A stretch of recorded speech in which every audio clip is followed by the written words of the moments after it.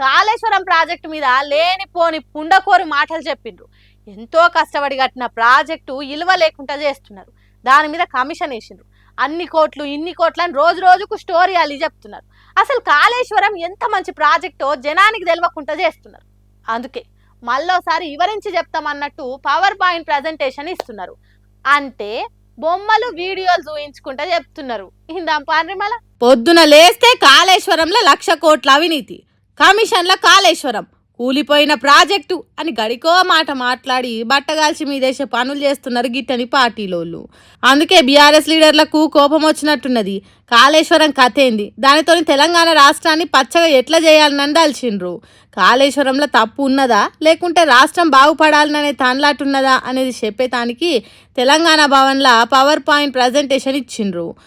ముందుగాల working president KTR మాట్లాడుకుంటా కాళేశ్వరం విషయంలో మాత్రం హరీష్ రావు గారు కేసీఆర్ గారు 100 సార్లు చెప్పారు. కాళేశ్వరంలో 100 కంపోనెంట్లుంటే ఒక్క కంపోనెంటు ఒక బ్యారేజ్, అందులో 3 బ్యారేజీలు, 19 రిజర్వాయర్లు, 21 పంప్ హౌజులు, 100 కిలోమీటర్ల సొరంగ మార్గాలు, 1000 కిలోమీటర్ల ప్రవాహ కాలువలు ఉన్నాయి. 100 కంపోనెంట్లు ఉన్నాయి. ఆ 100లో ఒకటి మేడిగడ్డ బ్యారేజు. అందులో మొత్తం 371 పిల్లర్లు ఉంటే 3 బ్యారేజీలు కలిపి 2 పిల్లర్లలో ఒక దగ్గర పగులు వచ్చింది.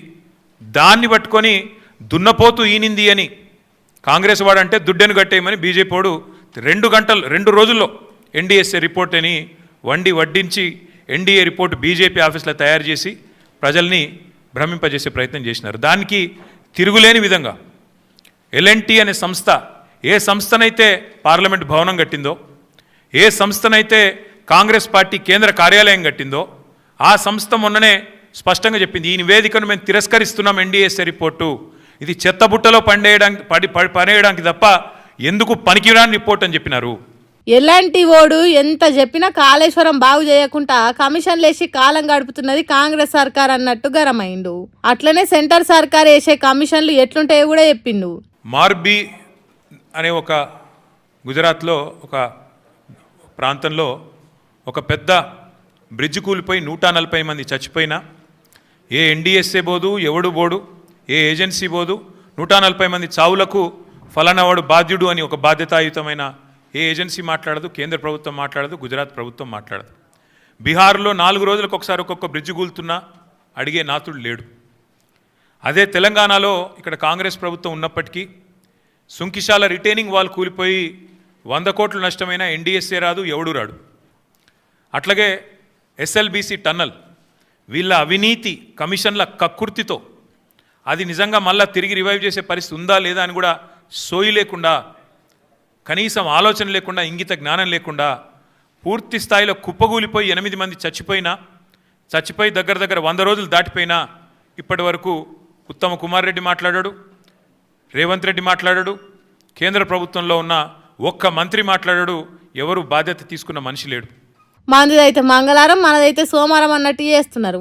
దేశంలో ఎన్నెన్నో జరుగుతున్నా ఒక్క రిపోర్ట్ లేదు, ఒక్క కమిషన్ లేదు. అదే కాళేశ్వరం అయితే అగ్గువ దొరికినట్టు చేస్తున్నారు అన్నట్టు కోపం ఎల్లగక్కిండు. తర్వాత హరీష్ రావు మాట్లాడుకుంటా అయితే ఈ మధ్య మీరు చూస్తే గవర్నమెంట్ కాళేశ్వరం వాడకుండానే పంట పండింది అని ఒక గోబల్స్ ప్రచారం చేస్తున్నారు కాంగ్రెస్ నాయకులు, ముఖ్యంగా ఉత్తమ్ కుమార్ రెడ్డి, రేవంత్ రెడ్డి పదే గోబల్స్ ప్రచారం చేస్తున్నారు. అది కాళేశ్వరం వాడకుండా కాదు, మనకు ఈసారి మంచి వర్షాలు పడ్డాయి. నార్మల్ రెయిన్ఫాల్ కంటే లాస్ట్ ఇయర్ ఎక్సెస్ రెయిన్ఫాల్ ఉంది తెలంగాణలో. అందువల్ల వర్షాలు బాగా పడడం వల్ల ఏమైంది, ఎస్ఆర్ఎస్పి నుంచి మిడ్మానేర్కు నీళ్లు తెచ్చుకున్నాం. మిడ్మానేర్లో పంపు చేసి అన్నపూర్ణ, రంగనాయక సాగర్, మల్లన్న సాగర్, కొండపోచమ్మ సాగర్ ఇవన్నీ కూడా నింపినాం ఈసారి. సో అన్నపూర్ణ కింద పంట పండింది, రంగనాయక సాగర్ కింద 1,00,000 ఎకరాల పంట పండింది, మిడ్మానేర్ కింద 70-80 వేల ఎకరాల పంట పండింది, కొండపోచమ్మ సాగర్ కింద కూడా పంట పండింది. అంటే మరి ఇదంతా కాళేశ్వరంలో భాగం కాదా? కాళేశ్వరం మోటార్లు ఆన్ చేయకుండానే పంటలు పండించిండ్రా? డ్యాములు లేంది, కట్టిన కాలువలు లేంది, ఎంత వర్షం పడ్డా ఫలితం ఉండదు కదా. మరి అసొంటప్పుడు కాళేశ్వరం లేకుండానే పంటలు పండినాయని ఎట్లా చెప్తారని అంటుండు. అక్కడ కొత్త గెలిచిన ఎమ్మెల్యే పోయి ఆ నీళ్ళ కొబ్బరికాయలు కొట్టుండే. ఎక్కడి ఆ నీళ్లు? కొండపోచమ్మ సాగర్కు నీళ్ళు ఎక్కడి నుంచి వచ్చినాయి? Kondapochamma Sagar is part of Kaleshwaram. Kaleshwaram నీళ్ళు అక్కడికి వచ్చినాయి కనుక అక్కడి నుంచి కెనాల్ ద్వారా ఆలేరు నియోజకవర్గంలో మన యాసంగి పంటకు నీళ్ళు ఇచ్చినాము, సిద్దిపేట నియోజకవర్గానికి నీళ్ళు ఇచ్చినాము, సిరిసిల్ల నియోజకవర్గానికి నీళ్ళు ఇచ్చినాము. అట్లా కొన్ని లక్షల ఎకరాల్లో కాళేశ్వరం ద్వారా మొన్న పంట పండింది. అయితే వీళ్ళేం ప్రచారం చేస్తున్నారు? కాళేశ్వరం వాడకుండానే పంట పండిందనే దుష్ప్రచారం చేస్తున్నారు. కాళేశ్వరం నీళ్లతోని పండిన పంటలు కొనే శక్తి కాంగ్రెస్ సర్కార్కు లేదు కానీ కాళేశ్వరం కూలిందంటారా అన్నట్టు గరమైండు. కొంతమంది అంటుంటారు కాళేశ్వరం ప్రాజెక్ట్ కాస్ట్ పెరిగింది. అంతకుముందు వాళ్ళు పెట్టిన ప్రాణహిత చేవెళ్లలో 141 కాదు, కేవలం 11 టీఎంసీల సామర్థ్యం మాత్రమే ఉండేది. మరి మల్లన్న సాగర్ లాంటి రిజర్వాయర్ 50 టీఎంసీల రిజర్వాయర్ కడితే అక్కడ 13,000 ఎకరాల భూసేకరణ చేసినాం. దాదాపు 8 గ్రామాలకు R&R కాలనీ చేసినాం. మరి అక్కడ ఫారెస్ట్ డిపార్ట్మెంట్ కూడా ఫారెస్ట్ ల్యాండ్ తీసుకొని డబ్బులు కట్టినాం. 50 టీఎంసీల రిజర్వాయర్ కట్టాలంటే డబ్బులు అవసరమైతే ప్రాజెక్ట్ కాస్ట్ పెరుగుతుందా పెరగదా? ప్రాణహిత చేవల్ల ప్రాజెక్టు ఉత్త 11 టీఎంసీలు కానీ ఒక్క కొండపోశమ్మ సాగరే 50 టీఎంసీలు. దానికి రైతుల దగ్గర భూములు తీసుకోవాలి, ప్రాజెక్టు కట్టాలి, కాల్వలు తీయాలి, మోటార్లు పెట్టాలి. అసొంటప్పుడు కాళేశ్వరానికి కాస్ట్ పెంచిండ్రు, ఖర్చు ఎక్కువ పెట్టిండ్రు అనుడు ఏందంటున్నాడు. రేవంత్ రెడ్డి ఒకసారి మాట్లాడతాడు కాళేశ్వరం మీద 1 ఎకరా బారలేదంటాడు. ఉత్తమ్ కుమార్ రెడ్డి రోజు నిద్రలేసి 50,000 ఎకరాలే బారిందంటాడు. ఇంకొక కాంగ్రెస్ నాయకుడు అంటాడు 1,00,000 ఎకరాలే బారిందంటాడు. ఇవాళ నోటికి మొక్కాలి, ఒక్కొక్క లీడర్ ఒక్క తీరుగా మాట్లాడతాడు. ఇది నేను చెప్తున్నది కాదు, source submission of irrigation engineers report to the newly formed Congress government. కొత్తగా రాష్ట్రంలో ఏర్పాటైన కాంగ్రెస్ ప్రభుత్వానికి వీళ్ళు కాళేశ్వరం రివ్యూకు పోతే ఇరిగేషన్ డిపార్ట్మెంట్ ఇచ్చిన ప్రజెంటేషన్ కాపీ, ఇది నా సొంత కవిత్వం కాదు, డిపార్ట్మెంటు కాంగ్రెస్ ప్రభుత్వానికి ఇచ్చిన ప్రజెంటేషన్. మొత్తంగా కాళేశ్వరం ప్రాజెక్టు ద్వారా 20,33,572 ఎకరాలకు సాగునీరు అందింది. ఇది వాస్తవం. కానీ ఏం మాట్లాడతారు? 1 ఎకరా బారలేదని ఒకడంటాడు, 50,000 ఎకరాలు బారిందని ఒకడంటాడు, 1,00,000 ఎకరాలు బారిందని ఒకడంటాడు. వాస్తవానికి 20,33,572 ఎకరాలకు కొత్త డ్యాములు కట్టి పాత చెరువులు నింపి 20 లక్షల ఎకరాలకు కాళేశ్వరం నీళ్లు తరలిస్తే ఒక్కొక్కరు ఒక్కో తీరుగా మాట్లాడుతున్నారని గరమైండు. 2007లో ప్రాణహితకు శంకుస్థాపన చేస్తే 2014 వరకు అంటే 8 సంవత్సరాలు కాంగ్రెస్ పార్టీ అధికారంలో ఉంది. ప్రాజెక్టు రూపకల్పన చేసినప్పుడు అప్పుడు అసెంబ్లీ ఎలక్షన్స్ 2009లో ఉండే. 2009 ఎలక్షన్ల ముందు ఒక ప్రాజెక్టుకు 4 జిల్లాల్లో కొబ్బరికాయ కొట్టినారు. కరీంనగర్, మెదక్, ఆదిలాబాద్, రంగారెడ్డి. 4 జిల్లాల్లో కొబ్బరికాయ కొట్టి 4 ఏళ్లలో ప్రాజెక్ట్ పూర్తి చేస్తాం, 4 ఏళ్లలో నీళ్లు ఇస్తామని చెప్పి ఆ రోజు పెద్ద పెద్ద అడ్వర్టైజ్మెంట్లు ఇచ్చి ప్రచారం చేసిండ్రు. సరే 4 ఏళ్లలో ప్రాజెక్టు పూర్తి చేయడం అటుంచండి, కనీసం 4 ఏళ్లలో ప్రాజెక్టుకు అనుమతులు కూడా తేలే. గంత మంచిగా ప్రభుత్వాలను నడిపి గంత మంచిగా ప్రాజెక్టులు కట్టేటోళ్ళు ఇవాళ పంటలు పండించే కాళేశ్వరానికి వంక పెడుతున్నారు, లేనిపోని అబద్ధాలు అంటగాడుతున్నారు. గట్లున్నది కాంగ్రెస్ సర్కార్ తరీకా అంటున్నాడు. అట్టనే ప్రాజెక్టు ఇలువ పెంచుకుంటూ పోయిండ్రు అనే దానికి గతంలో కట్టిన వాటి లెక్కలతో సహా చెప్పి వాటి ఇలువ ఎన్ని రేట్లు పెంచుకుంటూ పోయినరో దాంతో పోల్చితే కాళేశ్వరం చాలా చిన్న ముచ్చటే అంటుండు. అంటే వీళ్ళు ఏం చేస్తుండ్రు? కాళేశ్వరం ప్రాజెక్ట్ కాస్ట్ పెరిగింది, పెంచిండ్రు అని చెప్తున్నారు. అసలు ఈ దేశంలో ఈ రాష్ట్రంలో అతి తక్కువ పెరిగిన ప్రాజెక్ట్ కాస్ట్ తో పూర్తి చేసిన project that is one and only project Kaleshwaram project.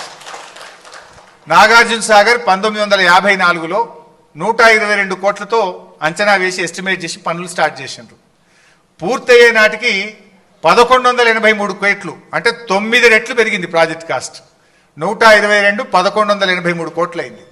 Sriram Sagar 40 కోట్లతో స్టార్ట్ అయితే 4,300 కోట్లు అయింది. అది అంటే 107 టైమ్స్ 107 రెట్లు పెరిగింది శ్రీరామ్ సాగర్ ప్రాజెక్ట్. జూరాల మహబూబ్నగర్లో కట్టిన జూరాల 70 కోట్లతో స్టార్ట్ అయితే పూర్తయ్యేసరికి 1,815 కోట్లు అంటే 25 రెట్లు పెరిగింది జూరాల. పులిచింతల 565 కోట్లతో స్టార్ట్ చేస్తే 1,816 కోట్లు 3.2 టైమ్స్ ప్రాజెక్ట్ కాస్ట్ పెరిగింది. దెన్ సింగూరు ఇక తుమ్మిడి హట్టి దగ్గర ప్రాజెక్టు కడితే కాలు అడ్డం పెడితే చాలు నీళ్లు వారేటి అని వచ్చిరాని మాటలు చెప్తున్నారు. తక్కువ ఖర్చుతో అయిపోయేదని అవగాహన లేకుండా మాట్లాడుతున్నారు. కానీ గోదావరికి కిందికి వచ్చి కట్టాల్సి ఎందుకు వచ్చిందో చెప్పిండు. అంటే వీళ్ళు ఏం చేస్తుండ్రు? కాళేశ్వరం ప్రాజెక్ట్ కాస్ట్ పెరిగింది, పెంచిండ్రు అని చెప్తున్నారు. అసలు ఈ దేశంలో ఈ రాష్ట్రంలో అతి తక్కువ పెరిగిన ప్రాజెక్ట్ కాస్ట్ తో పూర్తి చేసిన project that is one and only project Kaleshwaram project. Nagarjuna Sagar 1954లో 122 కోట్లతో అంచనా వేసి ఎస్టిమేట్ చేసి పనులు స్టార్ట్ చేసిండ్రు. పూర్తయ్యే నాటికి 1183 కోట్లు, అంటే 9 రెట్లు పెరిగింది ప్రాజెక్ట్ కాస్ట్. 122 1183 కోట్లు అయింది. శ్రీరామ్ సాగర్ 40 కోట్లతో స్టార్ట్ అయితే 4300 కోట్లు అయింది. అది అంటే 107 టైమ్స్ 107 రెట్లు పెరిగింది శ్రీరామ్ సాగర్ ప్రాజెక్ట్. జూరాల మహబూబ్నగర్లో కట్టిన జూరాల 70 కోట్లతో స్టార్ట్ అయితే పూర్తయ్యేసరికి 1815 కోట్లు, అంటే 25 రెట్లు పెరిగింది జూరాల. పులిచింతల 565 కోట్లతో స్టార్ట్ చేస్తే 1816 కోట్లు, 3.2 టైమ్స్ ప్రాజెక్ట్ కాస్ట్ పెరిగింది. దెన్ సింగూరు 29 కోట్లతో స్టార్ట్ చేస్తే 169 కోట్లు, 5.7 రెట్లు పెరిగింది. ఎల్లంపల్లి 900 కోట్లతో స్టార్ట్ చేస్తే 2048 కోట్లు, 5.7 రెట్లు, అంటే యాక్చువల్ ఇంకా మూడోది కూడా ఉంది సవరణ, 5.7 రెట్లు పెరిగింది. దేవాదుల ఇంకా పూర్తి కాలేదు, బట్ యాజ్ ఆన్ టుడే 6000 కోట్లతో స్టార్ట్ చేస్తే ఇప్పటికే 17,500 కోట్లు ఖర్చు అయ్యి 2.9 రెట్లు దేవాదుల పెరిగింది. మరి కాళేశ్వరంకి వస్తే 80,000 కోట్లతో డిపిఆర్ అప్రూవల్ అయింది. బీఆర్ఎస్ ప్రభుత్వం దిగిపోయే నాటికి అయిన ఖర్చు 94,000 కోట్లు మాత్రమే. 80,000 కోట్లతో ప్రాజెక్ట్ రూపకల్పన జరిగింది. అది 3rd TMC కూడా కలిపితే 1,27,000 కోట్లు ప్రాజెక్ట్ కాస్ట్ మనం ఫైనల్ కాస్ట్ వచ్చింది. హార్డ్లీ పూర్తయితే 1,50,000 కూడా దాటదు. ఇన్నరా మహారాష్ట్ర ఒప్పుకోనందుకే కిందికొచ్చి కాళేశ్వరం కట్టుకోవాల్సి వచ్చిందట. అంతేగాని కడమ పార్టీలు చెప్తున్నట్టు కమిషన్లకు కకృతివాడో కాదంటుండు. ఇక ప్రాజెక్టు సర్వేల మీద కూడా అబద్ధాలే ప్రచారం చేస్తున్నాడని దాన్ని వివరంగా చెప్పిండు. జీవో నంబర్ 40 2016 మేడిగడ్డ బ్యారేజ్ కట్టడానికి వ్యాప్కోస్ అనే కేంద్ర ప్రభుత్వ సంస్థకు మనం ఇచ్చింది 677 లక్షలు. జీవో చూడండి పక్కన, అంటే 6,77,00,000. అది మన గవర్నమెంట్ ఇచ్చే జీవో. ఇది 6,677,00,000. ఇక్కడ ఏంది 677 కోట్ల. అంటే ఇట్లా ఉంటాయి గోబల్స్ ప్రచారం. లక్షలకు కోట్లకు తేడా ఉండదా? ఉండదనుకుంటే ఎవరైనా అడిగితే చెప్తారు కదా. కానీ లక్షలను కోట్లని, కోట్లని 100 కోట్లని ఎందుకు చిల్లర ప్రచారం అంటుండు. ఇక సీఎం రేవంత్ రెడ్డి ఆలేరు సభలో మాట్లాడుకుంటా నోటీసులకు ఆగమవుతున్నాడని అన్నాడు కదా. ఇవాళ ఒక్క నోటీస్ ఇస్తేనే ఆయన ఆగమాగం అవుతున్నాడు. నెలల కొద్ది జైళ్ళల్లో గడిపిన మేమేమనుకోవాలి? నువ్వు దేవుడువా? నువ్వు మనిషివే కదా. ఆనాడు ప్రధానమంత్రిగా పనిచేసిన పివి నరసింహారావు ఒక సెషన్స్ మేజిస్ట్రేట్ ముందర పోయి చేతులు కట్టుకొని నిలబడ్డాడు కోర్టు నోటీస్ ఇస్తే. మీకెందుకయ్యా అంత బలుపు? మీరు చేసిన తప్పులకి ఇవాళ కమిషన్ నోటీస్ ఇచ్చింది. జవాబు చెప్పాల్సింది పోయి ఎదురుదాడి మా మీద చేస్తారు. ఆగో దానికి కూడా సమాధానం చెప్పిండు. ఇలా కమిషన్ ముందుకు పోవడానికి ఏదో భయపడుతున్నా. ఎవరు భయపడుతున్నా చెప్పింది నీకు? రేవంత్ రెడ్డికి. తప్పకుండా కాళేశ్వరం కమిషన్ ముందు మేము వెళ్తాం. మీరు చేసిన దుష్ప్రచారాలన్నీ కూడా పటాపంచలు చేస్తాం. దానికి ఎవరు భయపడేది లేదు. ప్రాణత్యాగానికే సిద్ధపడ్డ నాయకులు ఇలాంటి మీరు చేసే చిల్లర తాటాకు చప్పులకు భయపడే నాయకత్వం బీఆర్ఎస్ నాయకత్వం. ఇట్లా భయపడమని చెప్పుడే కాదు, సెంటర్ సర్కార్ కూడా కాళేశ్వరం మీద ఎంత హడావుడి చేసింది, ఎంత ఆగం చేసింది అనేది చెప్పిండు. గోదావరి నది మీద మేడిగడ్డలో 2 పిల్లర్లు కుంగినాయి. కుంగిన 2 రోజులకి ఊరికొచ్చింది ఎన్డీఎస్ఏ. 2 రోజులకు వచ్చింది. అప్పుడు మనకు ఏమైంది? అప్పటికే ఎలక్షన్ కోడ్ ఆఫ్ కండక్ట్ వచ్చింది. నెల రోజుల్లో ఎలక్షన్స్ జరగబోతా ఉన్నాయి. ఎంత హడావిడిగా ఎన్డీఎస్ఏ వచ్చిందంటే యాక్చువల్ రూల్ ఏం చెప్తుందంటే ఆ రాష్ట్ర ప్రభుత్వం కోరితే ఎన్డీఎస్ఏ రావాలి, సలహా సూచన ఇవ్వాలి. మనం ఏం కోరలే. కుట్రపూరితంగా ఎన్నికల ముందు ప్రజలను తప్పుదోవ పట్టించేతానికి, బీఆర్ఎస్ను ప్రజలకు దూరం చేసేతానికి గిన్ని కుట్రలు జరిగినాయి. ఇక చెప్పుండ్రి కాళేశ్వరంలో ఎక్కడ తప్పు జరిగిందో అన్నట్టు చెప్తున్నాడు హరీష్ రావు. తెలంగాణ పచ్చవడాలే, పంటలు వండాలే, రైతులు సంబరంగా ఉండాలని మేం దానిలాడితే ఇటు రాష్ట్రం అటు కేంద్రం కక్ష కట్టి ఇట్లా చేస్తే ఏం చేయాలి? అందుకే ప్రజలకు అసలు ముచ్చట్లు తెలవాలని ఈ పవర్ పాయింట్ ప్రజెంటేషన్ పెట్టినామన్నట్టు తన తనలాటని చెప్పిండు హరీష్ రావు.